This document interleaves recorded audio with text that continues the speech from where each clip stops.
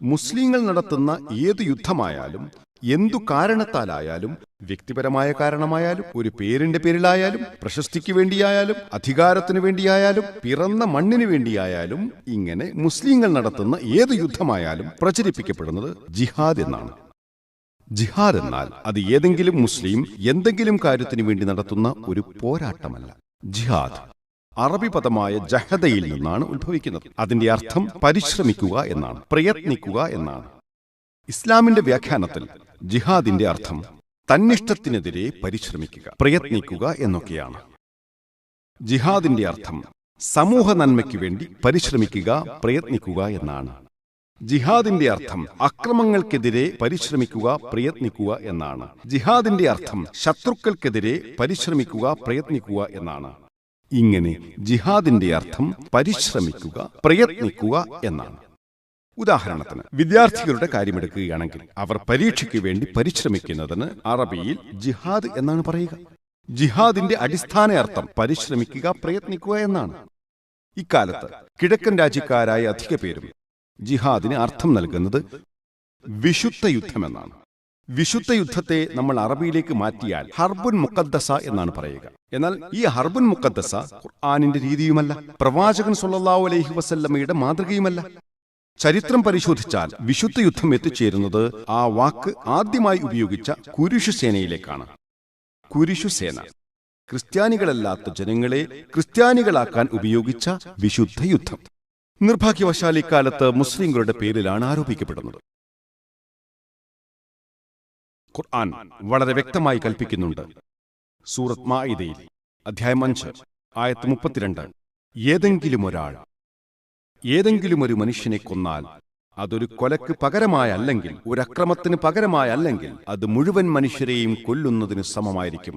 ഖുർആൻ പറയുന്നു, ഏതെങ്കിലും ഒരു നിരപരാധിയെ കൊന്നാൽ, മുസ്ലിമായാലും ശരി അല്ലെങ്കിലും ശരി, ആ കൊലയാളി മനുഷ്യകുലത്തെ മൊത്തം കൊന്നിരിക്കുകയാണ്. ആ വചനം തുടരുന്നു, ഒരാൾ ഒരു ജീവൻ രക്ഷിച്ചാൽ അത് മുസ്ലിമിന്റെ ജീവനായാലും അല്ലെങ്കിലും മനുഷ്യകുലത്തെ മുഴുവനും രക്ഷിച്ചതിന് തുല്യമാണ്. എല്ലാ മതങ്ങളെയും കുറിച്ച് പഠിച്ചുകൊണ്ടിരിക്കുകയാണ് ഇപ്പോൾ ഞാൻ. ഖുർആനല്ലാത്ത മറ്റൊരു മതഗ്രന്ഥത്തിലും എനിക്ക് കാണാൻ സാധിച്ചിട്ടില്ല ഭീകരതയെ ഇത്ര നിശിതമായി വിരോധിക്കുന്ന വചനങ്ങൾ, നിരപരാധികളെ കൊല്ലുന്നത് വിരോധിക്കുന്ന വചനങ്ങൾ. ആ വചനങ്ങൾ പറയുന്നു, ഏതെങ്കിലും ഒരു നിരപരാധിയെ കൊന്നാൽ, മുസ്ലിമായാലും ശരി അല്ലെങ്കിലും ശരി, ആ കൊലയാളി മനുഷ്യകുലത്തെ മൊത്തം കൊന്നതിന് തുല്യമാണ്. അതുപോലെ തന്നെ ഖുർആനല്ലാത്ത ഒരു ഗ്രന്ഥത്തിലും ഒരു വചനവും ഞാൻ കണ്ടിട്ടില്ല ഭീകരതയ്ക്കെതിരെ പ്രവർത്തിക്കാൻ കൽപ്പിക്കുന്ന വചനങ്ങൾ. ഖുർആൻ പറയുന്നു, ഏതെങ്കിലും ഒരാളുടെ ജീവൻ രക്ഷിച്ചാൽ അത് മുസ്ലിമിന്റെ ജീവനായാലും ശരി അല്ലെങ്കിലും ശരി, അവൻ മനുഷ്യകുലത്തെ മുഴുവനും രക്ഷിച്ചതുപോലെയാണ്. ഇസ്ലാം എല്ലാ തരത്തിലുള്ള ഭീകരതയും വിരോധിക്കുന്നു. ഇസ്ലാം നിരപരാധികളെ ആക്രമിക്കുന്നത്, കൊല്ലുന്നത് ഏതു ജാതിക്കാരനായാലും, നിറക്കാരനായാലും, കുലക്കാരനായാലും, ഏത് രാജ്യത്ത് ജീവിക്കുന്ന വ്യക്തിയായാലും, ഏത് പ്രദേശത്ത് ജീവിക്കുന്ന വ്യക്തിയായാലും, ഇസ്ലാമും ഞാനും ഏതു തരത്തിലുള്ള ഭീകരതയെയും അപലപിക്കുന്നു. അക്കൂട്ടത്തിൽ 9/11, അതായത് സെപ്റ്റംബർ 11, 2001 ന്യൂയോർക്കിലെ ഇരട്ട ഗോപുരം തകർന്ന് 1000-ലധികം നിരപരാധികൾ കൊല്ലപ്പെട്ടത് 7/7 ഞാൻ അപലപിക്കുന്നു. ജൂലൈ മാസം 7, 2005 ലണ്ടനിലെ പൊട്ടിത്തെറി, 50-ലധികം നിരപരാധികൾ കൊല്ലപ്പെട്ടു. മുംബൈയിൽ തുടർച്ചയായി നടന്ന പൊട്ടിത്തെറിക്കെതിരെയും ഞാൻ അപലപിക്കുന്നു. ജൂലൈ 11, 2006 180-ലധികം നിരപരാധികൾ കൊല്ലപ്പെട്ടു. ഗുജറാത്തിലെ വംശഹത്യ, അതിലും ഞാൻ അപലപിക്കുന്നു. ഗുജറാത്ത് ഇന്ത്യയിലാണ്.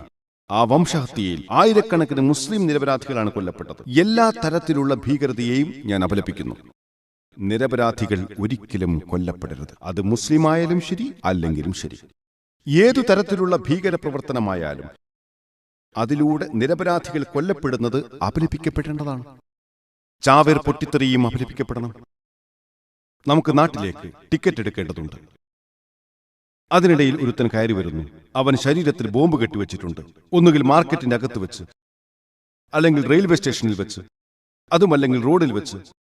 അവൻ സ്വയം പൊട്ടിത്തെറിക്കുന്നു. അവനോടൊപ്പം നമ്മളിൽ കുറേ നിരപരാധികളുടെ ജീവനും ഹനിക്കപ്പെടുന്നു. ഇത്തരം പ്രവൃത്തികൾ ഒരു മതത്തിലും അനുവദിക്കുന്നില്ല, പ്രത്യേകിച്ചും ഇസ്ലാമിൽ. നിരപരാധികളെ കൊന്നൊടുക്കുന്ന ചാവേർ പൊട്ടിത്തെറികൾ എല്ലാ അർത്ഥത്തിലും ഇസ്ലാം വിരോധിക്കുന്നതാണ്.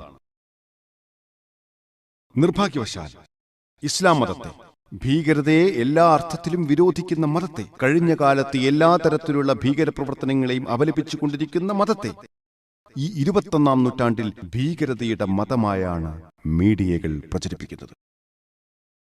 ഏതൊരു സമുദായത്തിലും ചില കറുത്ത കരങ്ങളുണ്ട്. അതുപോലെ ചില കറുത്ത കരങ്ങൾ മുസ്ലിങ്ങളിലും ഉണ്ടെന്ന കാര്യം ഞാൻ സമ്മതിക്കുന്നു. പക്ഷേ ഈ മീഡിയകൾ എന്താണ് ചെയ്യുന്നത്? മീഡിയ മുസ്ലിങ്ങളിലെ കറുത്ത കരങ്ങളെ മാത്രം എടുത്തുകൊണ്ട് മുഴുവൻ മുസ്ലിങ്ങൾക്കെതിരെയും അപവാദം പ്രചരിപ്പിക്കുന്നു.